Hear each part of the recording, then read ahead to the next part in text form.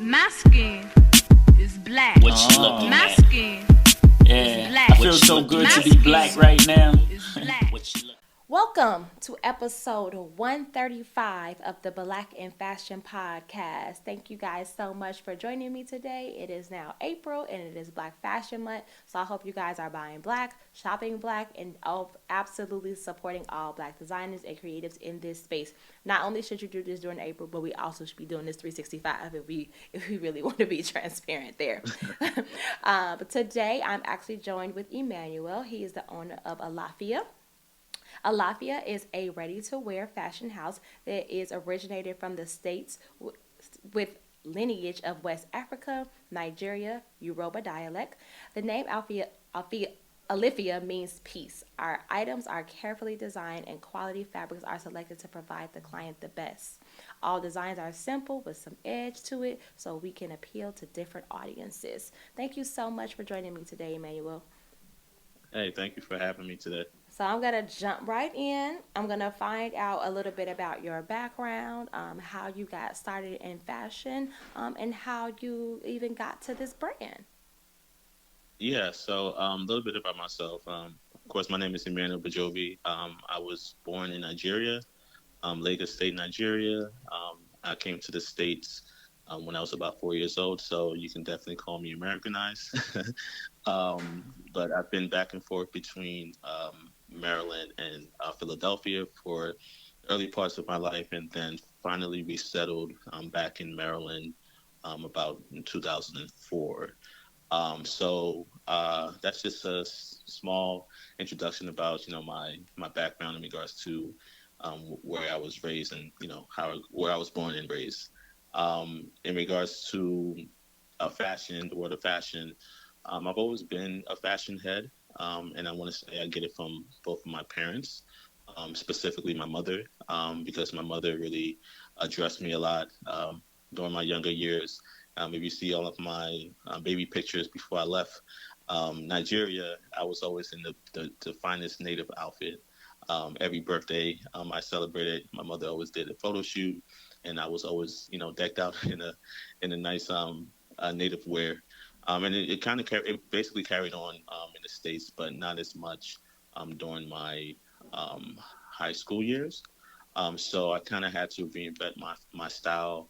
My father, he acts as if, he's not a fashion head, but he definitely is. Growing up, he used to always go to Lords and Taylors to get the best suits, best quality. But I guess when you have kids and your responsibilities shift, you kind of sacrifice, that for your children. So his focus is always on education. Education never closed.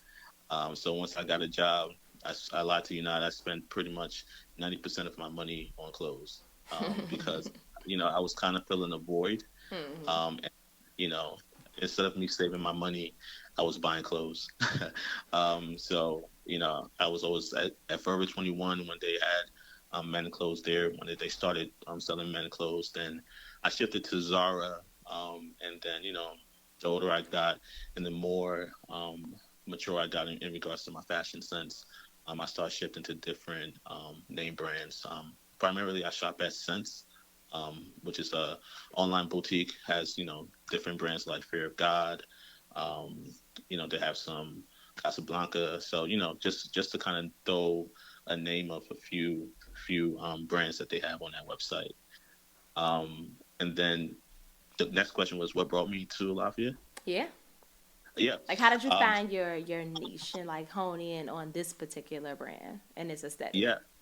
Yeah. So, prior to me starting at Lafayette, I was working with a friend of mine. We had started a clothing brand. I actually met him in 2007. And we originally started a clothing brand. At that time, we really wasn't savvy about everything, right? So we were still young, didn't really have the knowledge. But we kind of went back and forth in regards to, my involvement with the brand. So most recently, I want to say back in 2020, maybe 2021. I want to say 2020. I got back involved with the brand, but then I left the brand last year. I decided that, hey, it's time for me to do my own thing, right? Instead of helping other people. And there's nothing wrong with helping other people, but I want to be able to help myself and you know kind of have a certain level of control in regards to my ideas and how I like to be organized, etc. So early last year, I was just kind of sitting down. I was like, okay, I need to figure out a name. But I didn't want to do anything French. I didn't want to do anything Spanish. I was like, I need something that's going to link me with that brand. I was just thinking, and then it just kind of dawned on me like ALAFIA. And again, it means peace. So it basically matches with, my state of mind, because I am at peace with myself. And I find peace in fashion. I find peace in other things as well. But I wanted a name that one has my my heritage included in it, but also something that I believe people can relate to, right? Even if you're not Nigerian or Yoruba, you can still relate to peace, right? If you can sit here and buy Gucci or Louis Vuitton and they don't really have a name, this is the last name of, a family, you can relate to a name like ALAFIA. So I came up with the name around this time last year, and then I would say come in October, I executed. So I started my first design in October, and then from there it's just been history. Just been kind of moving the pieces and moving along as quickly as I can, but also taking my time to make sure that when I do launch officially, it's nothing but quality, affordable, high quality, luxury clothing. So that's why I'm here today. Gotcha. Now, how are you thinking as far as like your product development, manufacturing going? Are you doing a lot of things overseas? Are you doing, want to do things domestically? What is your plans for, your distribution? Well, your manufacturing. So all of my manufacturers are overseas. Okay. So they're either in Pakistan or, of course, China. So for right now, the overseas, definitely cheaper. Um, so yeah, I've just been back and forth with those manufacturers. Do you have to hit the And order minimums overseas? yeah, so uh, I did a lot of research, and I've been fortunate to, find manufacturers that are able to meet my minimum order. So, I have different manufacturers for different pieces that I'll be launching. So it kind of worked out perfectly. So instead of having to do 500 minimum order for just one style T-shirt, I was able to kind of do enough that I'm able to manage, especially being that this is my first launch, Right. and I'm still able to produce moving forward. Love that. I asked those because I was looking at like you send you that questionnaire to fill out and stuff when you do the podcast. I own a Mhm. manufacturing company, so I'm like, how are you Okay. manufacturing and how are you producing? And then you wrote in there that you wanted to collaborate. We don't have order minimums, and we do all of the Okay. product development and samples and patterns and stuff like that in house too. So you should definitely check us out. I followed you on from our Instagram. We're called LC Apparel Consulting. Okay. Perfect. But yeah, so your product development process, are you creating like your tech packs first and your sketches and then you sending them overseas? Like how does your creative process work for you? Like do you decide, like, are you dropping by like season, like collection, or are you just like putting out, dope pieces every month? Like what is your strategy for like your distribution? Yeah. So right now, since I've been working on this for October, my plan was to launch for spring. So everything that I'm launching, actually my launch date is going to be in April. Nice. I plan on launching on my birthday, which is April 9th. Yes. Um, Right on time, so Black Fashion Month. right. So yeah, everything, every design that I have or I came up with, or every item that I came up with is specifically for the spring season. And my goal for the future is to make sure that I have clothes for a specific season. So I may not do summertime because it's too close. But you can call this collection Spring, spring slash summer. summer. Yeah. Um, and I'm already working on my fall collection. So I'm looking to do hoodies and jackets. Definitely going to call it the blackout. blackout collection because Oh, everything's gonna be black. love that. So I have a segment called "It's a Success" or "It's a Disaster." So Mhm. far in your fashion journey, has anything ever happened to you that went really really bad, but you learned from the experience and it made you adopt a different mindset as an entrepreneur or CEO? Yeah, working with different people, you obviously you're gonna have different mindsets, right? Um, and yeah, different mindsets, different processes, and it's perfectly okay. The issue is when you can't come to an agreement um, in regards to how the business should be ran. And I think that's one of the things that I face working with other people in the past. Is I'm really about structure. I'm really about organization because you never know what can happen. And it's better to be ahead of the game than working last minute. And based on that experience, I took that with my brand, right? Because that's what I wanted to do, um, with previous brands, but just never worked out. So now, that experience taught me how to, make sure that I'm ahead of the game. Like for instance, one of my manufacturers, I reached out to them back in December in regards to one of the pieces that I'm throwing, I'll be launching, and um, they had some delays. The initial sample piece was not the way that I wanted, so they had to redo it. Then the people, their factory workers, they got sick, and then they had New Year's was a New Year's Day for was New Year's celebration in China. So that was another delay. So things like that. So by me starting early in the time that I did, it gave me enough wiggle room to still be able to obtain or receive my stuff in preparation for my launch. So yeah, that's just been a lesson learned for me.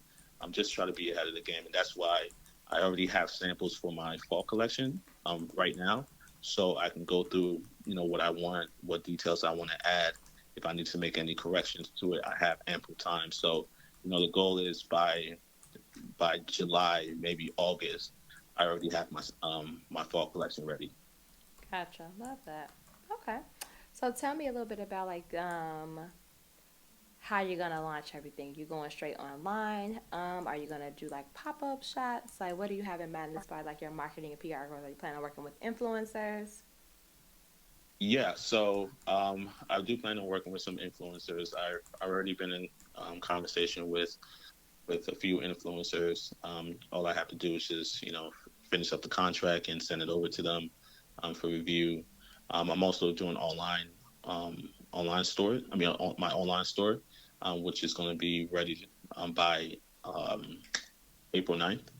I'm also considering maybe doing a launch party, but it's just about finding the right venue to do the launch party. And the launch party, if I do decide to do it, it's going to be private with some of my closest friends and acquaintances, just to kind of you know have a time to fellowship and just be able to feel the clothes, feel the collection, and everything like that. Because I feel though it's better sometimes to be in person so you can get a better visual and understanding of the brand, and you can respect the quality and the investment that I put into the brand.